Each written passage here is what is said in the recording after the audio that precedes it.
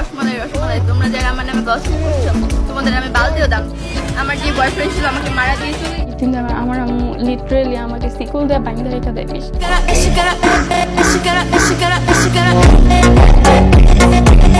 বর্তমানে সামাজিক যোগাযোগ মাধ্যমে সবচেয়ে আলোচিত নাম রিদি জাহান। কেউ তাকে বলছেন ভাইরাল সেন্সেশন, তো কেউ বলছেন শশাগাল নামে। কিন্তু কিভাবে একটা মেয়ে এভাবে আলোচনার কেন্দ্রবিন্দু হয়ে উঠল?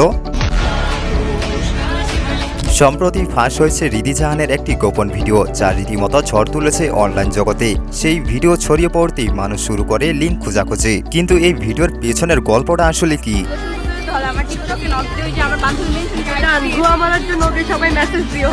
একটা সময় নিজেই নিজের শরীর, শ্বাস পোশাক এবং বোল্ড কন্টেন্ট দিয়ে লাইমলাইটে আসতে চেয়েছিলেন রিদি জাহান। তিনি নিজের অনেক ভিডিওতে ইঙ্গিতপূর্ণ ভাষা, খোলামেলা পোশাক এবং এক প্রকার যৌন ইঙ্গিতময় কন্টেন্ট দিয়ে নিজেকে তুলে ধরতেন। অনেকেই বলেন তিনি নিজেই এই কন্টেন্টগুলোকে প্রমোট করতেন ভাইরাল হবার নেশায়।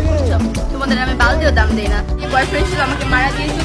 রিদির গোপন ভিডিও নিয়ে একটি পডকাস্টে এ নিয়ে প্রশ্ন করা হলে সে জানায়, আমি আমার এক প্রাক্তন প্রেমিককে বিশ্বাস করে ভিডিও কলে নিজের কাপড় খুলে কথা বলি, কিন্তু সে সেটা স্ক্রিন রেকর্ড করে রেখে দেয় এবং পরে সেটা ভাইরাল করে দেয়। এই ভিডিও ভাইরাল হওয়ার পরেই নেট পাড়ায় তাকে ঘিরে উঠছে নানা অভিযোগ। কেউ বলছেন সে নাকি বিভিন্ন ছেলের সঙ্গে কক্সবাজার ঘুরতে যেত, কেউ বলছেন আইফোন আর টাকার লোভ দেখিয়ে সম্পর্ক করত। তবে সোশ্যাল মিডিয়ায় এই ধরনের মন্তব্য ছড়িয়ে পড়েছে ঠিক আগুনের মতো। ভিডিওগুলো ডিলিট করে দিয়ে দেখ আমার বাসায় প্রবলেম হবে, কিন্তু ভিডিওগুলো ডিলিট করে না।